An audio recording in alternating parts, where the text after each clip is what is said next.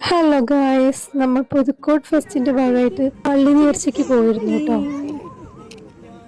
എന്റെ പൊന്നെ, അടിപൊളി നല്ല വൈബായിട്ടുള്ള ഒരു പ്രോഗ്രാം ആയിരുന്നു കേട്ടോ. ഞാൻ ഇത്രയ്ക്കും വിചാരിച്ചില്ല. പോയ വർഷവും ഞാൻ ഇതിന് പോയിരുന്നു, പക്ഷെ അന്ന് ഇത്ര കളറായിരുന്നില്ല. അടിപൊളി എന്ന് പറഞ്ഞ വേറെ ലെവല്. 2 ദിവസത്തെ പരിപാടിയായിരുന്നു. നെയ്റ്റൊക്കെ നമ്മൾ ഉറങ്ങാതെ അടിച്ചു പൊളിച്ചിരിക്കുന്നറിയോ.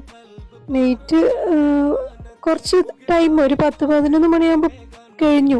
പിന്നെ നെക്സ്റ്റ് ഒരു 3 മണിയൊക്കെയാണ് തുടങ്ങുന്നതെന്ന് പറഞ്ഞു. പക്ഷെ നമ്മൾ ഉറങ്ങാതെ ഇങ്ങനെ വെയിറ്റ്. അപ്പൊ ഇങ്ങനെ നമ്മൾ പോകുന്ന വഴിക്ക് നമ്മുടെ പാത്തുക്കുട്ടിന്റെ ഫോട്ടോ ഒക്കെ കണ്ടായിരുന്നു കേട്ടോ റോഡില്. പിന്നെ നമ്മളിങ്ങനെ കുറേ തെണ്ടി തിരിഞ്ഞു, ഇങ്ങനെ വായി നോക്കിയിട്ടൊക്കെ കുറേ നടന്നു. പിന്നെ ഫുള്ള് ആനകള്, കുറേ ടീംസ് ആട്ടോ. അവിടെയൊക്കെ പ്രത്യേകത എന്ന് പറഞ്ഞാൽ കുറേ ടീംസുകളുണ്ട്. ടീംസിനൊക്കെ സെപ്പറേറ്റ് ആനകള്, അവർക്ക് സെപ്പറേറ്റ് കോസ്റ്റ്യൂം, വേറെ ലെവല്.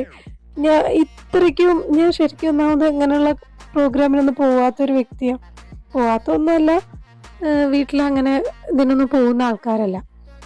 പക്ഷേ 2 വർഷമായിട്ട് ഈ ഒരു ഫെസ്റ്റിന് ഞാൻ പോകുന്നുണ്ടായിരുന്നു. പോയ വർഷമൊന്നും അല്ല ഈ വർഷം.